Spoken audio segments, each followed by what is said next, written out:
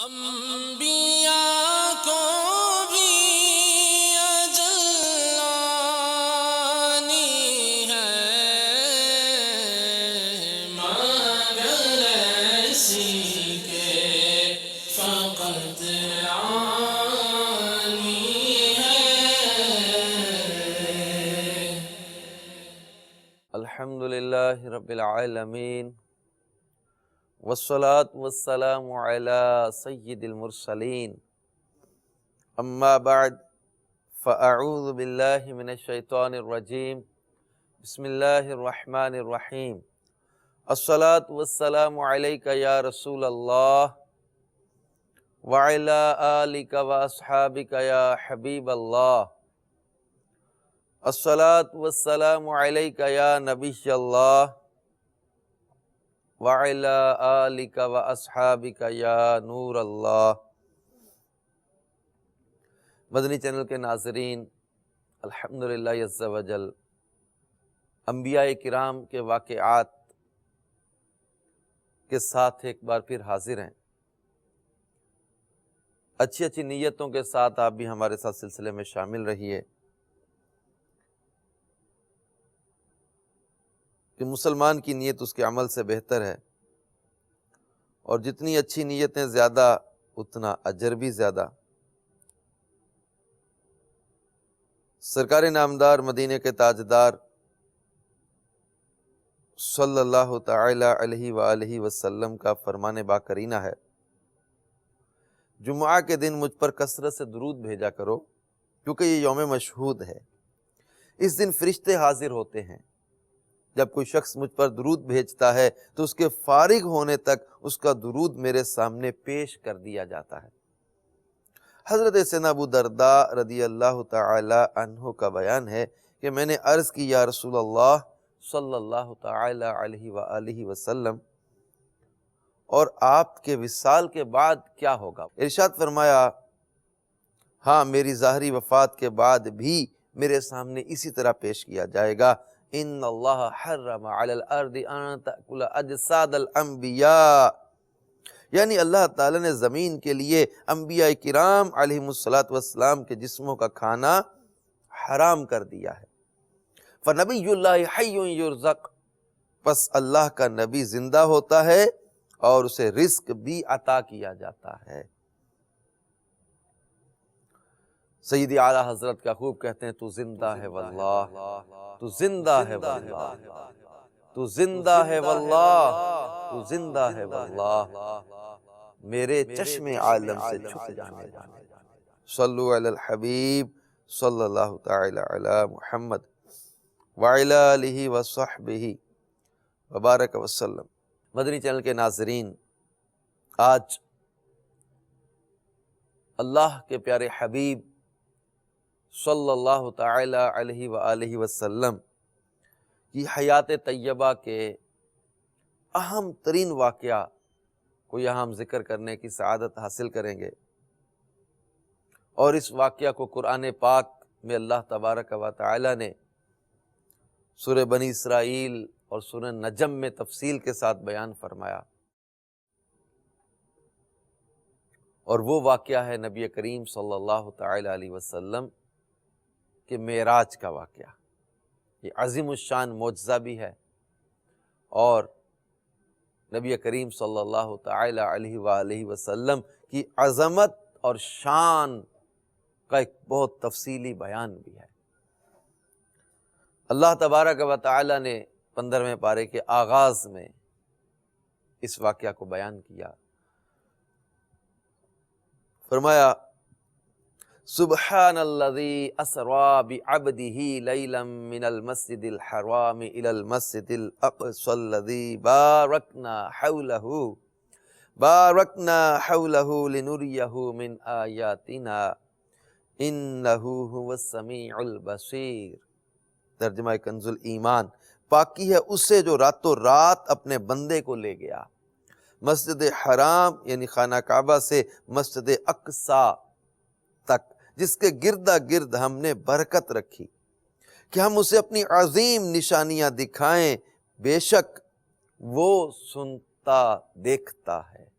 واقعہ معراج کو بہت تفصیل کے ساتھ علماء نے، محدثین نے بیان کیا ہے کہ اس سفر میں اللہ تبارک و تعالی جل جلالہ نے اپنے محبوب صلی اللہ تعالی علیہ وآلہ وسلم کو بے شمار کمالات، معجزات، خصوصیات عطا فرمائے۔ اعلان نبوت کے 11ویں سال، ہجرت سے 2 سال پہلے، 27 رجب المرجب پیر شریف کی سہانی اور نور بھری رات ہے، اور پیکر انوار، تمام نبیوں کے سردار، مدینے کے تاجدار، دو عالم کے مالک و مختار، شہنشاہ ابرار، محبوب رب غفار صلی اللہ تعالی علیہ وآلہ وسلم نماز عشاء ادا فرمانے کے بعد اپنی چچا زاد بہن حضرت ام ہانی رضی اللہ تعالی عنہا کے گھر آرام فرما ہے کہ دولت خانہ اقدس کی مبارک چھت کھلی۔ جبریل امین علیہ السلام نیچے حاضر ہوئے اور آپ صلی اللہ تعالی علیہ وآلہ وسلم کو حضرت ام ہانی کے گھر سے مسجد حرام میں لا کر حتیم کعبہ میں لٹا دیا۔ ابھی پیارے آقا مدینے والے مصطفیٰ صلی اللہ تعالی علیہ وآلہ وسلم یہی حتیم کعبہ میں کروٹ کے بل لیٹے ہوئے تھے، اور آپ پر اونگ کا اثر باقی تھا کہ جبریل امین پھر حاضر ہوئے۔ اب میرے مدنی چینل کے ناظرین، جبریل امین کا بارگاہ رسالت میں حاضر ہونا، صلو علی الحبیب صلی اللہ تعالی علی محمد وعلی آلہ وسلم۔ میرے مدنی چینل کے ناظرین، یہاں پیارے آقا مدینے والے مصطفیٰ صلی اللہ تعالی علیہ وآلہ وسلم کی زندگی کا ایک اہم ترین واقعہ پیش آ رہا ہے، اور جبریل امین علیہ السلام نے ہمارے پیارے آقا علیہ السلام کے سینہ پاک کو ہنسلی کی ہڈی سے لے کر پیٹ کے نیچے تک چاک کیا اور قلب اطہر کو باہر نکال لیا۔ اب قلب مصطفیٰ صلی اللہ تعالی علیہ وآلہ وسلم سینہ اطہر سے باہر ہے۔ پھر ایمان و حکمت سے بھرا سونے کا ایک تھال لایا گیا۔ حضرت جبرائیل علیہ السلام نے پیارے آقا صلی اللہ تعالی علیہ وآلہ وسلم کے قلب اطہر کو آب زمزم سے غسل دیا، اور پھر ایمان و حکمت سے بھر کر واپس اس کی جگہ رکھ دیا۔ یہ نبی کریم صلی اللہ تعالی علیہ وآلہ وسلم کا عظیم معجزہ ہے کہ آپ کا دل، آپ کا قلب مبارک آپ کے جسم سے الگ کر دیا گیا، لیکن آپ صلی اللہ تعالی علیہ وآلہ وسلم کی زندگی، آپ کی حیات قلب اطہر کے نکلنے کے بعد بھی قائم ہے۔ اب نبی کریم صلی اللہ تعالی علیہ وآلہ وسلم کے قلب اطہر کو آب زمزم سے دھونے میں اس کی کئی حکمتیں اور کئی جو ہے نا وہ وضاحتیں محدثین نے بیان کی ہیں، بلکہ ایک بار نہیں، کئی بار شق صدر ہوا۔ ایک بار جب آپ حلیمہ سعدیہ رضی اللہ تعالی عنہا کے پاس تھے، اس وقت آپ کا سینہ اطہر چاک کیا گیا، قلب اطہر کو جو ہے وہ آب زمزم کے پانی سے دھویا گیا۔ اب عشاق تو یہ کہتے قلب اطہر کی برکتیں آب زمزم کو عطا کی گئیں۔ نبی کریم رؤوف الرحیم صلی اللہ تعالی علیہ وآلہ وسلم کی بارگاہ میں اس کے بعد ایک سواری لائی گئی۔ وہ سواری کیسی تھی کہ جسے براق کہا گیا، گدھے سے بڑا اور خچر سے چھوٹا ایک سفید جانور، اور اس پر زین کسی ہوئی تھی، لگام پڑی ہوئی تھی، اور اس کی رفتار کا عالم یہ تھا کہ تا حد نگاہ، جہاں تک نظر پہنچتی وہاں اپنا قدم رکھتا۔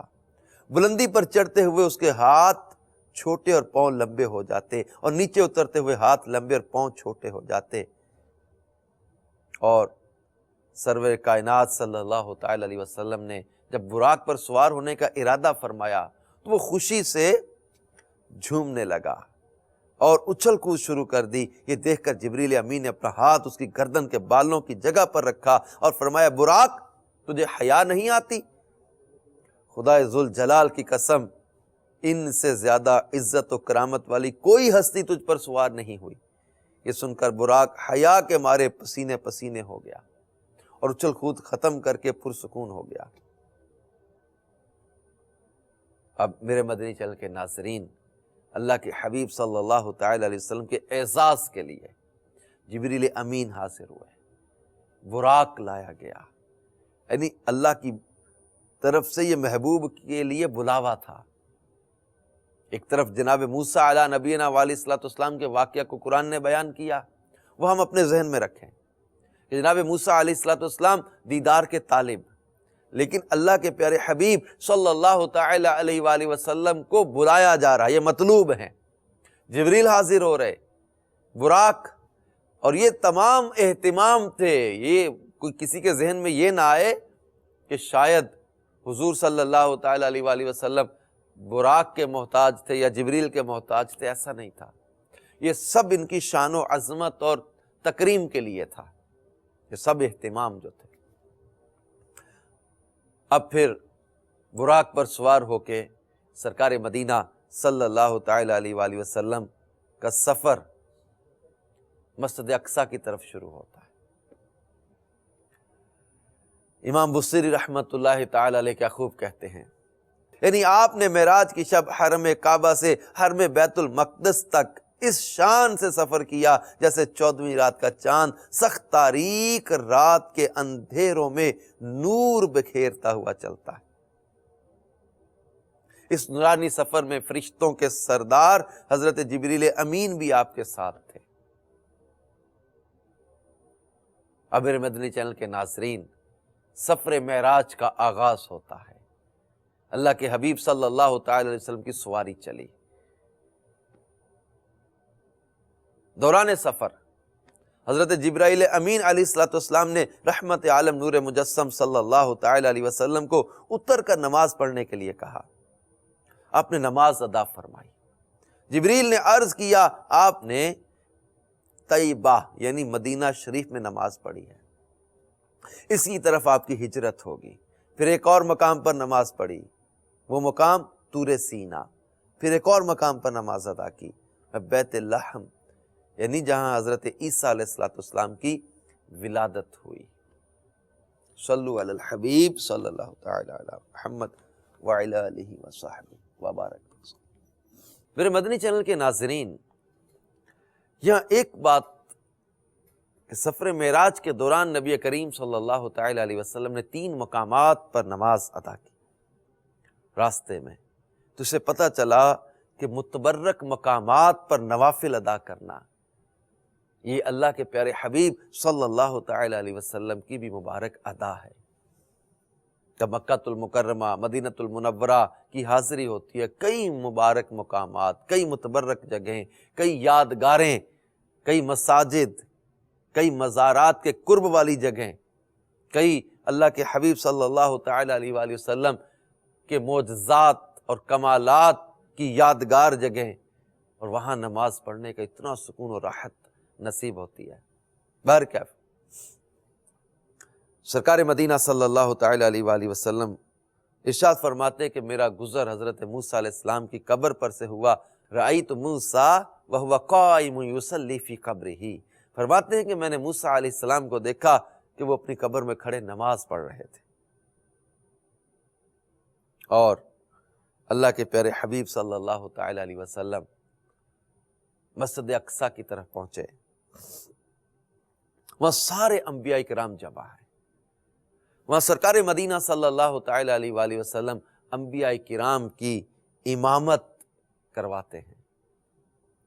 پیارے آقا صلی اللہ تعالی علیہ وسلم کی شان عالی کے اظہار کے لیے سارے انبیاء کو وہاں جمع کیا گیا، اور وہاں نبی کریم صلی اللہ تعالی علیہ وآلہ وسلم امامت کرواتے ہیں۔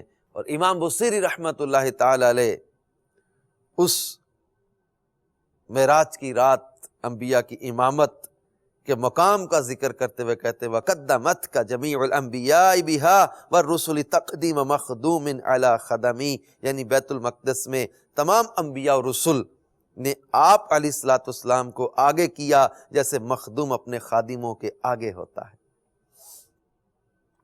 کیا خوب نماز تھی کہ اللہ کے حبیب صلی اللہ تعالی علیہ وآلہ وسلم امامت کروا رہے اور سارے انبیاء کرام پیچھے۔ پھر مدنی چینل کے ناظرین، پھر اس کے بعد انبیاء کرام نے خطبے ارشاد فرمائے۔ بیت المقدس کی ان نورانی و رحمت بری فضاؤں میں انبیاء کرام کے جو خطبے تھے ان کا میں خلاصہ آپ کی بارگاہ میں پیش کرتا ہوں، اور پھر نبی کریم صلی اللہ تعالی علیہ وسلم کے خطبے کا بھی ذکر کروں گا، اور خود غور کریں کہ اللہ کے حبیب صلی اللہ تعالی علیہ وآلہ وسلم ہم سے کیسی محبت فرماتے ہیں۔ صلو علی الحبیب صلی اللہ تعالی علی محمد وعلی آلہ وصحبہ وبارک وسلم۔ میٹھے میٹھے اسلامی بھائی اور مدنی چینل کے ناظرین، انبیاء کرام علیہ السلام نے مسجد اقصیٰ میں خطبے جو پڑھے، ان میں جناب ابراہیم علیہ السلام کے خطبے کا خلاصہ یہ کہ انہوں نے کہا کہ تمام تعریف اللہ تعالیٰ کے لیے جس نے مجھے خلیل بنایا، مجھے عظیم بادشاہت عطا فرمائی، مجھے امام اور اپنا فرما بردار بندہ بنایا، میری اقتداء و پیروی کی جاتی ہے، مجھے آگ سے نجات عطا فرمائی، اسے مجھ پر ٹھنڈی اور سلامتی والی کر دیا۔ پھر جناب موسیٰ علیہ السلام نے بھی خطبہ پڑھا، انہوں نے کہا کہ تمام تعریف اللہ کے لیے جس نے مجھ سے کلام فرمایا، مجھے اپنی رسالت اور کلمات کے لیے منتخب فرمایا، مجھے راز کہنے کو قریب کیا، مجھ پر تورات نازل فرمائی، میرے ہاتھ پر فرعون کو ہلاک فرمایا اور میرے ہی ہاتھ پر بنی اسرائیل کو نجات عطا فرمائی۔ ان کے بعد حضرت سیدنا داؤد علیہ نبینا علیہ السلام نے یہ کہا، الحمدللہ الذی، تمام تعریف اللہ کے لیے جس نے مجھے بادشاہت عطا فرمائی، مجھ پر زبور نازل فرمائی، لوہے کو میرے لیے نرم فرما دیا، میرے لیے پرندوں اور پہاڑوں کو مسخر فرما دیا، مجھے حکمت اور فصل خطاب عطا فرمایا۔ حضرت سلیمان علیہ السلام کہنے لگے، تمام تعریف اللہ کے لیے جس نے میرے لیے ہواؤں، جنوں اور انسانوں کو مسخر فرما دیا، شیاطین کو بھی مسخر فرما دیا، اور اب یہ وہ کام کرتے ہیں جو میں ان سے چاہتا ہوں، مثلا بلند و بالا مکانات تعمیر کرنا، تصویریں بنانا، مجھے پرندوں کی بولی اور ہر چیز سکھائی، میرے لیے پگھلے ہوئے تانبے کا چشمہ بہایا، اور مجھے ایسی بادشاہت عطا فرمائی جو میرے بعد کسی کے لیے نہیں۔ ان کے بعد حضرت عیسیٰ علیہ السلام نے کہا، تمام تعریف اللہ تعالیٰ کے لیے جس نے مجھے تورات اور انجیل سکھائی، مجھے پیدائشی اندھے اور کوڑ کے مرض والے کو تندرست کرنے والا اور اپنے اذن سے مردوں کو زندہ کرنے والا بنایا، مجھے آسمان پر اٹھایا، مجھے کافروں سے پاک کیا، مجھے اور میری ماں کو شیطان مردود سے پناہ عطا فرمائی، جس کی وجہ سے اسے میری ماں پر کوئی راہ نہیں۔ جب ان سب نے اللہ عز و جل کی حمد و ثنا اور اپنے اوپر اس کی بے پایاں رحمتوں کا بیان کر لیا، تو سب کے بعد تمام نبیوں کے سردار احمد مختار صلی اللہ تعالی علیہ وسلم نے خطبہ دیا۔ اور خطبہ کیا تھا میرے مدنی چینل کے ناظرین؟ اللہ کے محبوب صلی اللہ تعالی علیہ وسلم کی محبت اور شفقت اور عنایتوں کو یاد کیجئے۔ خطبے سے پہلے آپ نے انبیاء کرام سے فرمایا کہ تم سب نے اپنے رب عز و جل کی ثنا بیان کی ہے، اور اب میں رب کی تعریف و ثنا بیان کرتا ہوں۔ صلو علی الحبیب صلی اللہ تعالی علی محمد وعلی آلہ وصحبہ وبارک وسلم۔ اب ہمارے آقا صلی اللہ تعالی علیہ وآلہ وسلم نے جو معراج کی رات مسجد اقصیٰ میں انبیاء کرام کے اجتماع میں خطبہ ارشاد فرمایا، وہ کچھ یوں تھا، الحمدللہ الذی ارسلنی رحمتا للعالمین وکافتا للناس بشیرا ونذیرا وانزل علی الفرقان فیہ تبیان کل شیء وجعل امتی خیر امت اخرجت للناس وجعل امتی امتا وسطا وجعل امتی هم الاولون وهم الاخرون وشرح صدری ووضع عنی وزری ورفع لی ذکری وجعلنی فاتحا وخاتما۔ یعنی تمام تعریفیں اللہ عز و جل کے لیے ہیں جس نے مجھے تمام جہانوں کے لیے رحمت اور تمام انسانوں کے لیے خوشخبری سنانے والا اور ڈر سنانے والا بنا کر بھیجا، مجھ پر حق و باطل میں فرق کرنے والی کتاب قرآن کو نازل فرمایا جس میں ہر شے کا روشن بیان ہے۔ وَجَعَلَ أُمَّتِي خَيْرَ أُمَّةٍ أُخْرِجَتْ لِلنَّاسِ، اور میری امت کو لوگوں میں ظاہر ہونے والی سب امتوں میں بہترین امت بنایا۔ وَجَعَلَ أُمَّتِي أُمَّةً وَسَطًا، اور میری امت کو درمیانی امت بنایا۔ وَجَعَلَ أُمَّتِي هُمُ الْأَوَّلُونَ وَهُمُ الْآخِرُونَ، اور میری امت کو اول بھی بنایا آخر بھی بنایا۔ میرے لیے میرا سینہ کشادہ فرمایا، مجھ سے بوجھ کو دور فرمایا، میرے ذکر کو بلند فرمایا اور مجھے فاتح اور خاتم بنایا۔ اے میرے مدنی چینل کے ناظرین، آپ غور کیجئے اس خطبے پر۔ انبیاء کرام کے خطبے بھی میں نے آپ کے سامنے رکھے کہ انہوں نے خطبے ارشاد دیے، انہوں نے اللہ تعالیٰ کی حمد و ثنا کی، اللہ تعالیٰ کا جو ان پر فضل و کرم ہے اس کا تذکرہ کیا، اور ہمارے پیارے آقا صلی اللہ تعالی علیہ وآلہ وسلم نے بھی اللہ تعالیٰ کی حمد و ثنا بیان کر کے اللہ تعالیٰ کا جو آپ پر انعام و اکرام ہے، جو آپ کو شان و عظمت اور مقام و مرتبہ عطا کیا، جو اوصاف عطا کیے، جو کمالات عطا کیے، ان کا تذکرہ کیا۔ مگر اس خطبے کے دوران اللہ کے پیارے حبیب صلی اللہ تعالی علیہ وآلہ وسلم اپنی امت کا تذکرہ کر رہے، انبیاء کرام کے اجتماع میں اپنی امت کے اوصاف بیان کر رہے، اپنی امت کی عظمت بیان کر رہے کہ میری امت کو اللہ تعالیٰ نے ساری امتوں میں افضل بنایا ہے۔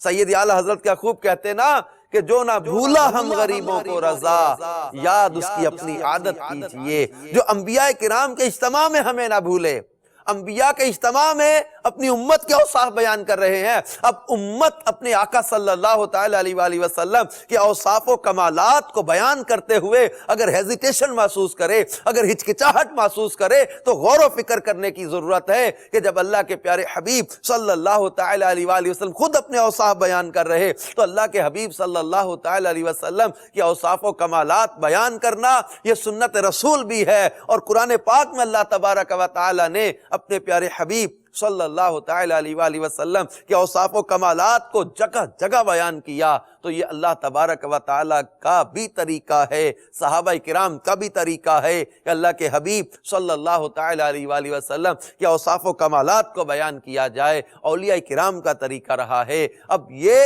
اللہ تبارک و تعالی جل جلالہ کا فرمان بھی ہے، وَرَفَعْنَا لَكَ ذِكْرَكَ، محبوب تمہارے ذکر کو تمہارے لیے ہم نے بلند کر دیا۔ تو یہ اللہ کے حبیب صلی اللہ تعالی علیہ وسلم کا تذکرہ کرنا، ان کے اوصاف و کمالات کو بیان کرنا، یہ ان پر احسان نہیں ہے، بلکہ یہ ذکر مصطفیٰ صلی اللہ تعالی علیہ وآلہ وسلم کرنے والا اپنی زبان کو، اپنی جان کو، اپنے مکان کو متبرک بنا رہا ہے ان کے ذکر کی برکت سے۔ حضرت حسان بن ثابت رضی اللہ تعالیٰ عنہ، یہ دربار رسالت کے شاعر ہیں، یہ کہا کرتے تھے نا، ما مدحت محمدً بمقالتی ولکن مدحت مقالتی بمحمدی، کہتے تھے کہ میں نے اپنے کلام کے ذریعے محمد صلی اللہ تعالی علیہ وسلم کی تعریف نہیں کی، بلکہ میں نے ان کے نام کی برکت سے اپنے کلام کو برکت والا بنا لیا ہے، تعریف کے قابل بنا لیا ہے۔ تو میرے پیارے اسلامی بھائی اور مدنی چینل کے ناظرین، جب آپ نے یہ خطبہ دیا تو حضرت ابراہیم علیہ نبینا علیہ السلام آگے بڑھے اور فرمایا بِهَذَا فَضَّلَكُمْ محمد صلی اللہ تعالی علیہ وسلم، یعنی اسی وجہ سے محمد صلی اللہ تعالی علیہ وسلم نے تم پر فضیلت پائی۔ تو سارے انبیاء کرام میں افضل و اعلیٰ مرتبہ آپ کا، سید اعلیٰ حضرت امام اہل سنت مجدد دین و ملت مولانا شاہ امام احمد رضا خان علیہ رحمت الرحمن کیا خوب کہتے کہ سب سے اولا و اعلیٰ ہمارا نبی، سب سے بالا و اعلیٰ ہمارا نبی، اپنے مولا کا پیارا ہمارا نبی، دونوں عالم کا دولہا ہمارا نبی، خلق سے اولیاء، اولیاء سے رسول اور رسولوں سے اعلیٰ ہمارا نبی، کرن و بدلی رسولوں کی ہوتی رہی، چاند بدلی کا نکلا ہمارا نبی، کیا خبر کتنے تارے کھلے چھپ گئے پر نہ ڈوبے نہ ڈوبا ہمارا نبی، ملک کونین میں انبیاء تاجدار اور تاجداروں کا آقا ہمارا نبی۔ صلو علی الحبیب صلی اللہ تعالی علی محمد وعلی آلہ وصحبہ وبارک وسلم۔ میرے مدنی چینل کے ناظرین، سفر معراج کا واقعہ جاری ہے، لیکن ہمارے آج کے سلسلے کا وقت ختم ہو رہا ہے۔ مدنی چینل دیکھتے رہیے۔ اب آئندہ سلسلے میں انشاءاللہ عز و جل اللہ تبارک و تعالیٰ کے قرب خاص، دیدار الہی اور وہاں کیا کیا واقعات پیش آئے ان کا مختصر خلاصہ آئندہ سلسلے میں لے کر آپ کی بارگاہ میں پھر حاضر ہوں گے۔ تب تک کے لیے اجازت دیجیے۔ اللہ تبارک و تعالی ہم سب کو سفر معراج کی برکتیں عطا فرمائے۔